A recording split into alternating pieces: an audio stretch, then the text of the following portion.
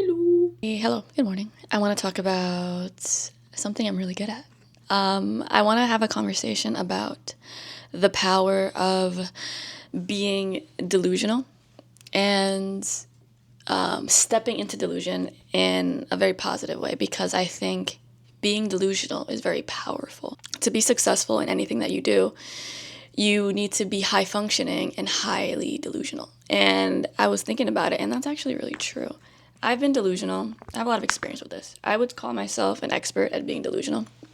And I say this with all the love and kindness in my heart because it is not an easy journey being delusional and learning how to hold the power of delusion while also accepting reality and finding a balance between delusion and reality is a very sensitive line that is easy to kind of step one way or the other. And I'm someone who I've been on the very far spectrum of delusion. And I think when you're first stepping into, at least for me, when I first stepped into I guess spirituality, but also even before that, being younger and being someone who's always been an overthinker, I think it's always been very natural for me to find safety in my mind, find safety in my imagination. And then, as you get older, you kind of either find a balance between living in your head and your imagination, or you kind of accidentally go far to that side. And I think growing up, one of my insecurities was that I was an overthinker, that I had too many feelings, that I was a little bit too delusional, that I was a little maybe too much of a dreamer, and I wasn't grounded enough. And in my middle 20s, I kind of learned how to find a middle ground between sort of living in reality, being a dreamer, and sort of finding the strength in both and finding and leaning into all the positive attributes of being a dreamer, being someone who imagines, being a thinker, because there are very beautiful attributes, very beautiful characteristics from being that way. And I've had along my journey to learn how to sort of find a balance between being a little delusional and kind of using that to my power, because I think one of my best qualities, but also one of my biggest insecurities, is that I'm a little delusional. And I want to talk about ways that you could really use that. I feel like I see a lot of jokes going around about like people joking about being a little delusional about a situation and not really accepting the reality of it. I think naturally you find that a lot of the principles that you learn, some of it kind of has some sort of delusion involved into it. And when I say the word delusion, I never mean it in a bad way. I mean it in like the best way possible. Because when you're kind of a growth mindseted person, when you're trying to like better yourself as a human, you find that, you have to have some level of delusion to sort of change the parts of yourself that are needed to be changed. And I'll give you a perfect example. I think there was one time in a therapy session where my therapist told me that I can choose who I am every single day. Like, who I was tomorrow, I am in no way obligated to continue being that person if that's not the person that I'm happy with. And I think you don't really think about it too much, but it's easy to fall into this like mental trap where you sort of base who you are now and who you are in the future based on the history of who you've ever been. And it's sort of easy to carry your past with you in that way, where it's easy to be like, I've been this way my whole life, so this is who I am, and this is who I'm going to continue to be, where that does not have to be the case. That is not the reality of the situation. You are in no way obligated to wake up tomorrow morning and be the same person that you were 15 years ago. Like, you can completely erase that. If you want to step into a completely new version of yourself, you could do that now. Like, your past doesn't define you. Your history is in no way a definition of who you are. And the level of delusion I'm talking about is the one that's like, you can become whatever you want at any point in your life. Like, you don't have to hold yourself to anything, And that was like a big mind shift that is easy to forget and is really powerful to step into. If you've been shy your whole life, right? And you've never really talked or been very extroverted, but then one day you're like, you know what? I want to step into a more extroverted part of myself. So tomorrow you decide, I'm going to sign up for all these events. I'm going to go out there and just start talking to people. If you think about it, people on the street don't know you. You can hypothetically reinvent yourself with new people that you meet all the time because people don't have context of who you are. And it's kind of funny if you think of it that way. Like, people you meet daily, weekly, monthly, new people, they have no context as to who you are. The only version of you they know is the version that you present yourself as, which also kind of talks or kind of touches on why different people have different perceptions of who you are, because depending on where you are in life and where you meet these people and at what circumstance or what point in your life, people will see different versions of you, and each of those versions are accurate. It just depends on like which one is coming out. So I could meet a group of people on a night out with friends, and in that situation I could feel very energized. I could feel very socially just on. So those group of people who met me will perceive me as this very extroverted, very energetic, and very lively person, where maybe typically I'm more introverted. I'm someone who likes to think a lot. I'm more pensive. I like to think. They don't know the other sides of me because the side that I was tapping into at that moment was the very, very extroverted version of myself. So you could use that to your advantage, where if there's any part of yourself that you sort of want to reinvent or tap into, you could literally do that whenever you want. You can choose how you feel at every moment, every day, every second.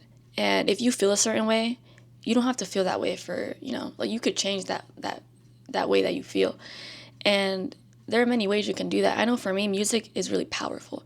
So if I want to step into a specific energy, if I want to if I want to feel a certain emotion, for me, music does that very beautifully. I'll curate a playlist with music that consistently puts me in a mood that I really love. And I've mentioned this before: disco, groove, funk, Mariah Carey, Janet Jackson, Michael Jackson, all these people, even what's his name?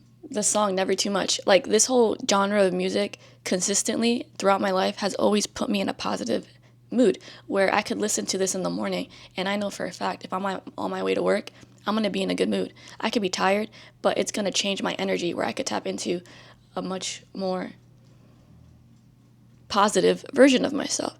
And kind of having that in mind, where kind of pay attention to the things that put you into an energy that you want to embody.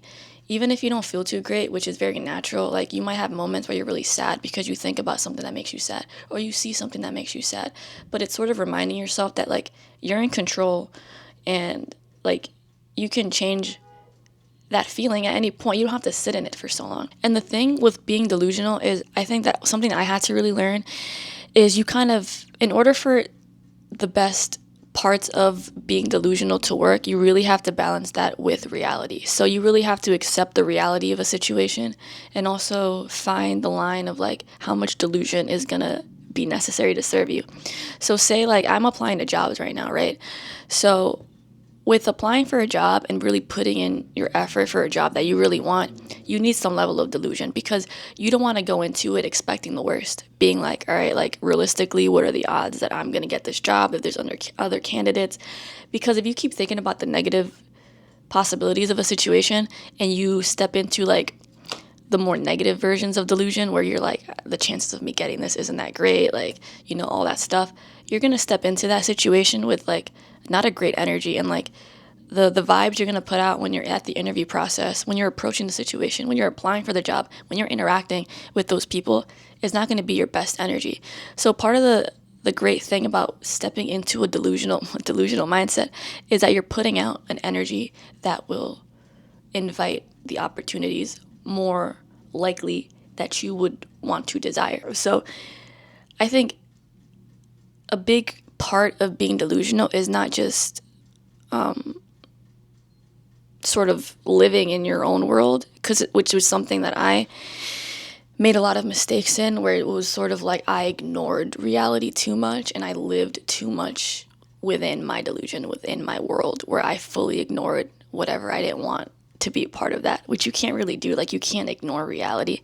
And I'll give you a perfect example. Like, say you have a bowl of Skittles, right? And Skittles, like, there's all kinds of different colors. There's blue, red, yellow, green, I don't know, all sorts of different colors, a big bowl of Skittles. So the way delusional has always felt like for me was I like pick out the colors that I want. So I pick out blue, I pick out yellow, I pick out maybe like a few pinks or something. And I have this small bowl of all of the Skittles that I selected that I really like. And then I ignored the other Skittles. So like I ignored 70% of the other Skittles in the bowl and I only picked out the few that I really liked. And then I told myself, all right, this small selected bowl of Skittles is now my reality. And I'm telling myself, this is real. This is my reality. And I'm fully ignoring the other bowl of Skittles that exist, that's real, that is also part of that reality. And I'm trying to like convince myself that only this part is the part that matters. And the problem with that you find is like you can't, like, reality is going to be reality. Like, all because I create this small version of what I want it to be doesn't mean that's how it's going to be. And when you're on the far end of the spectrum of delusion and you're learning that, it's really tough because then you get really frustrated. It's kind of like when you meet someone and you ignore all of the red flags and you really only hold on to the qualities that you want and the pieces, the experiences that align with your image of the situation. So if you're with someone who's really toxic, but maybe one or a few times that toxic person does something really kind, but 80% of the time it's really toxic, but then 10% of the time or 20% of the time they're really kind and really they do something that's really nice. It's kind of like holding on to that but ignoring the other parts. You want to take everything into consideration. And part of being delusional is taking everything into consideration but also putting out an energy and having sort of like a delusional vision of where you want things to go so that you could like sort of calculate and be very grounded while also being a dreamer, if that makes sense. It's kind of like you want to find a balance with being a dreamer and being grounded, which is really tough and really hard and something that I had to learn to step into quite recently within the past couple of years because, I mean, you want to believe that what you want to happen is going to happen, and if you try really hard, that's how it's going to work.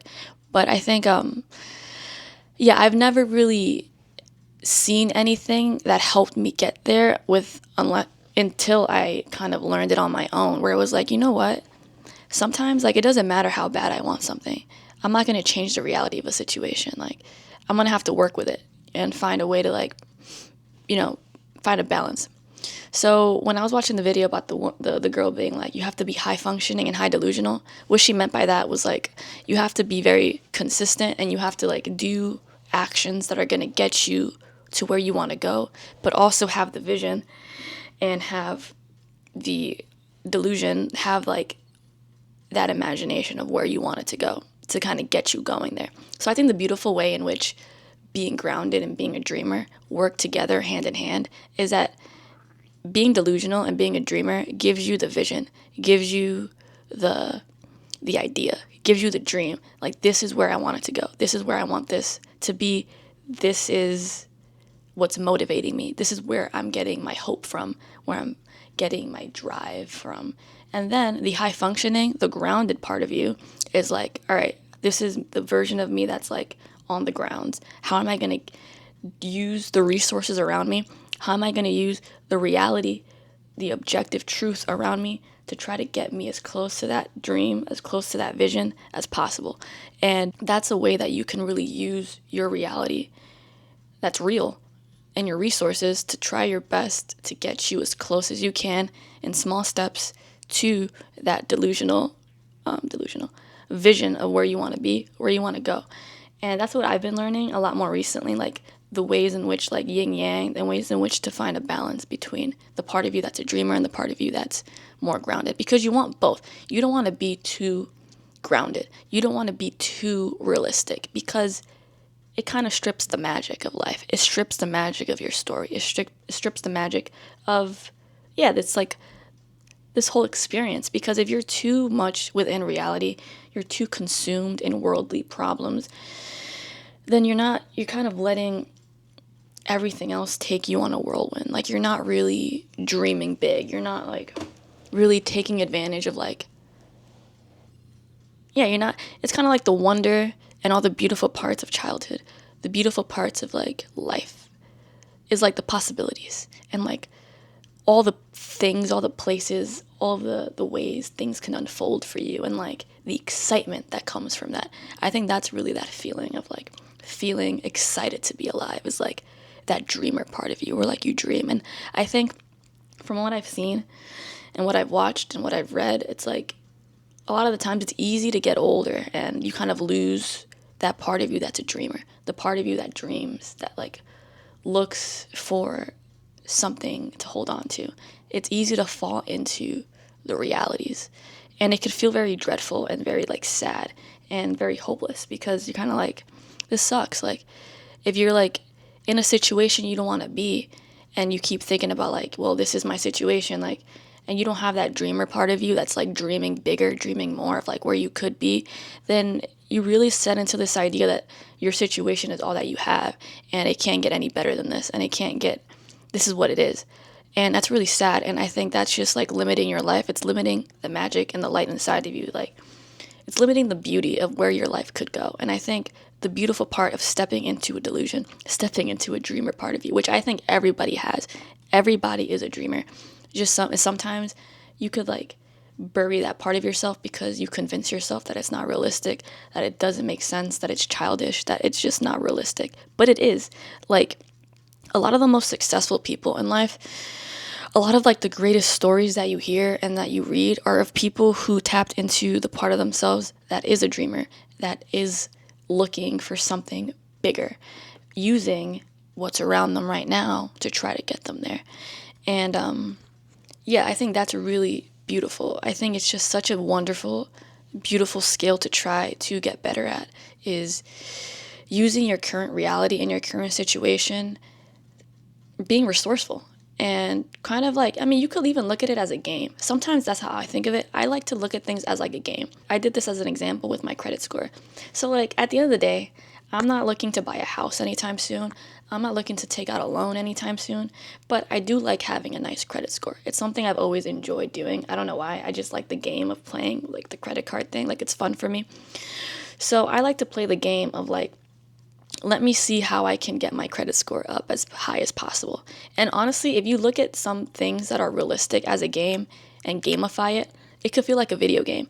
And there was a point where my credit score was almost at 800 just because I had fun playing the game of like figuring out how I could get my credit score and how I can use points and like all this stuff to my advantage.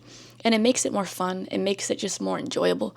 And you could sort of do that with different things where like you could even, if you're in a situation you don't want to be in, turn it into a game in a way where it's kind of like, all right, well, I have very minimal resources, but how can I use these minimal resources, use them to their fullest potential? So if I don't have a lot of money, how can I maximize what money I do have to its fullest potential to really like squeeze out and get out as much as I can from it? And really, I mean, that's kind of budgeting. It could be viewed that way. Like I like budgeting. It's fun for me. Like I like looking at all of my expenses, and I like looking at what I spend. And I think it's really fun for me because I see it as like a puzzle, like a game. Like it's fun for me to see like how can I allocate my money in a way that benefits me and that helps me exist more authentically. So obviously there's bills, and you're going to have to like work around your bills, work around your responsibilities. But it could be fun if you kind of try to view it in a way as like, my free money is my free money, and like setting aside expenses and all my other responsibilities, I could choose what I want to spend on. And obviously everybody's situation is really tough. Like some people have a harder situation than other people. So kind of like, you know, take this with a grain of salt and like try to use what applies to your situation. But you could kind of, if you change your mindset and kind of step into a more delusional way of viewing things, like, and I think the whole thing of delusion is kind of looking beyond of what's just in front of you. So if you were like, if they're constructing a house and like the house isn't finished yet, in a way you need a level of imagination to sort of envision what it could look like, what the final picture could look like. And that's kind of what that is. So yeah, a lot of it is kind of just like trying to look at things a little bit differently. And I guess that's how I interpret delusion, is kind of looking at a situation differently and figuring out a way to step into an energy that will help you approach your reality in the best way possible. And I think that's a powerful way to use delusion and using a dreamer mindset, because you don't want to get too crazy where you're ignoring a situation. You want to accept a situation and be like, okay, but how can I step into an energy that's going to help me use this situation and allow it to unfold in the best case scenario?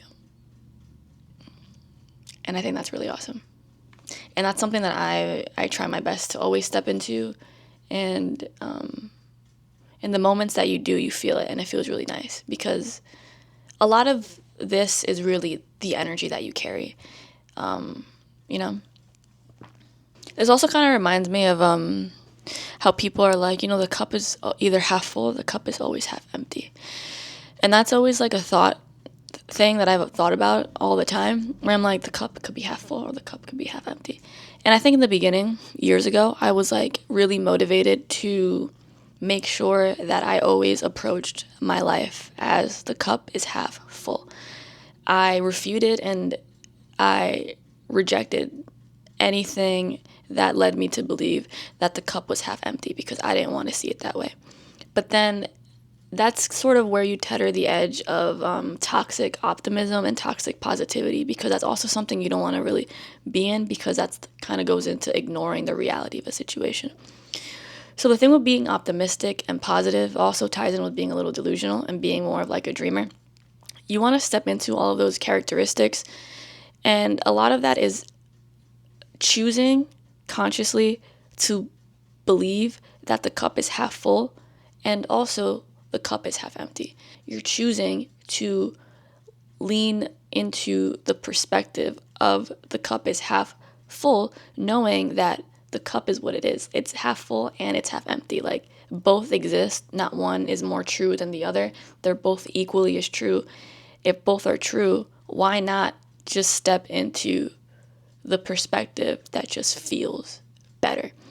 This kind of goes into belief systems. I guess this could kind of tie into religion and how you can meet people who are very religious. And my thing is, like, I'm not incredibly religious. Yes, I'm spiritual. I believe in higher power. I believe in the magic of life. I like to believe in things. I like to believe that there's meaning in suffering. I like to believe there's a reason why bad things happen. I choose to believe that. I also respect people who don't believe it, because yes, you could choose to believe that there is no reason. Bad things happen because bad things happen. And to me, that feels really sad. I don't like that. There's no point in me believing in that, because I gain no value from that in my life. Why would I choose to believe something that could be equally as true as the other thing, when the other thing that I believe in makes me feel way better? It makes me feel more hopeful. You know what I mean? So I think it's important to choose a belief system that brings you value, even if there's no like fact to it. So it's kind of like religion. Like, people who choose to believe really strictly in religion, I hold nothing against those people, because I'm a believer, and like, believe in whatever brings you value. Believe in whatever brings you hope, and whatever gets you going, whatever gets you moving, whatever gets you to not give up. That's important. I think believing in something is really important for that reason, because I think humans, we naturally seek for things to hold on to, because when we're scared, that's what happens. You look for something to hold on to. And it's important to find something you believe in. It could be anything. It doesn't have to be spiritual. Like, it could just be goodness. It could be family. It could be literally anything at all that you choose to hold on to, that you choose to believe in, because that's what's going to get you going and get you going to where you want to be.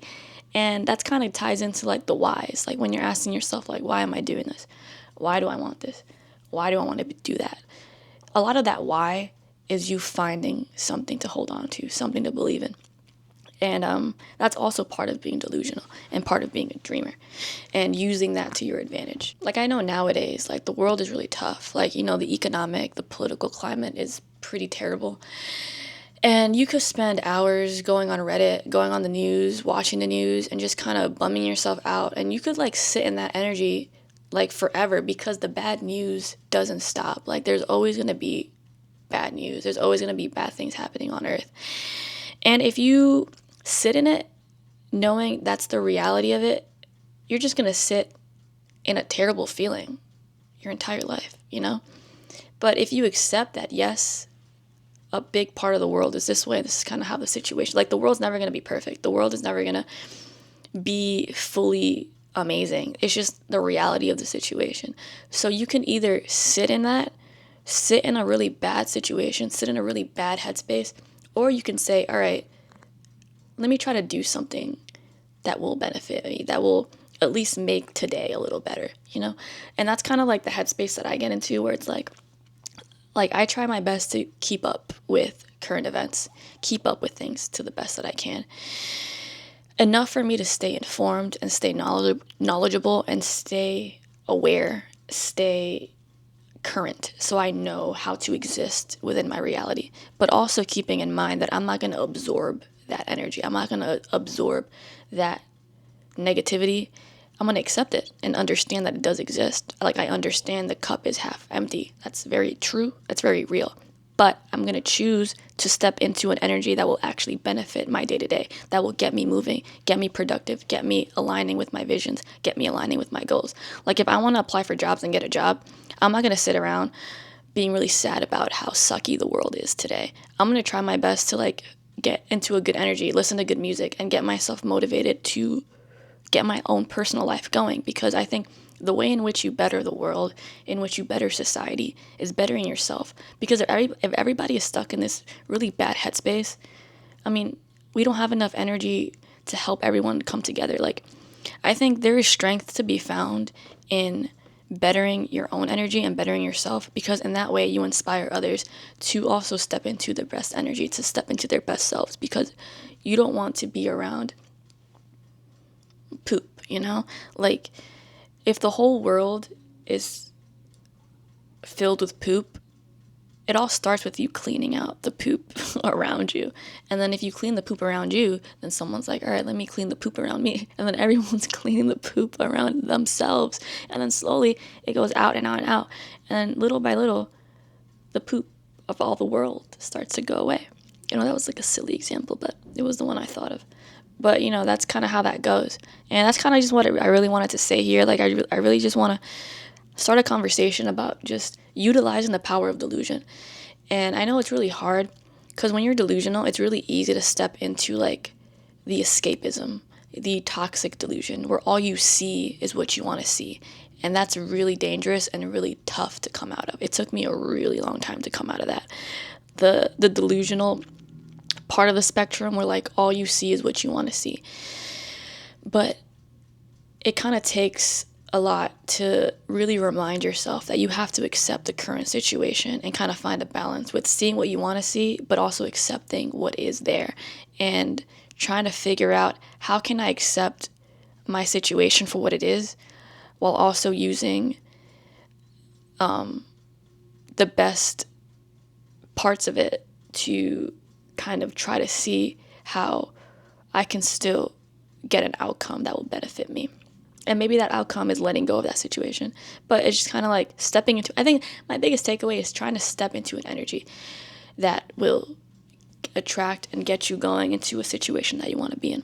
I'm trying to keep this as vague as possible so it could apply to as many situations as possible. Yeah, I think my biggest point is, like, you could step into whatever you want to step in. Like, it just takes, like, a little delusion and a little of, like, getting yourself there.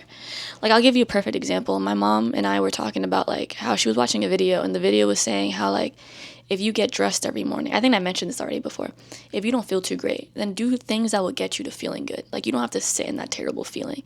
Like, if you're home all day and you don't feel great, try going outside. Maybe you'll feel better. It's kind of doing things that will get you into an energy that will get you feeling your best, so that you could approach your life and your situation the best way possible. So it's like, also part of that is trying your best to not hold on to the energy of the past, and using the past to motivate you and to get you going into a better future, into a better situation. Because I know it's really easy to fall into nostalgia, to fall into just sitting with really bad stuff that happened. And if you let yourself, you could sit in that for the rest of your life and never come out of it. And I mean, that's just not cool, because then, like, you're kind of giving up the power of you kind of tapping into a better situation. You know what I mean? I think there's a lot to say about this, but I think that's what I want to say for now. I just really want to stress the importance of utilizing the power of being a dreamer, being delusional, and finding a balance with reality without escapism, and really being mindful of where you could really use delusion to your advantage and like really believing into it. Because there's no point in being delusional if you don't really believe in it. It's kind of like, yeah, everything just kind of ties together. And like, yeah, I just want to get that going, that conversation going, because I really want people to think about like, try your best to kind of really dream big while understanding what's around you and using your resources to its fullest potential, its fullest advantage, because you will be surprised as to what happens when you do that. And it feels good. Like you could just feel it. Even if you don't really see the fruits of your labor yet, you're planting seeds. You're planting the seeds. And it takes a long time for the seeds to grow into a flower. It takes a while for seeds to bear fruit. And even when you don't see the fruits of your labor, you can feel it's coming. Like you can feel it in your soul. You can feel it in your heart.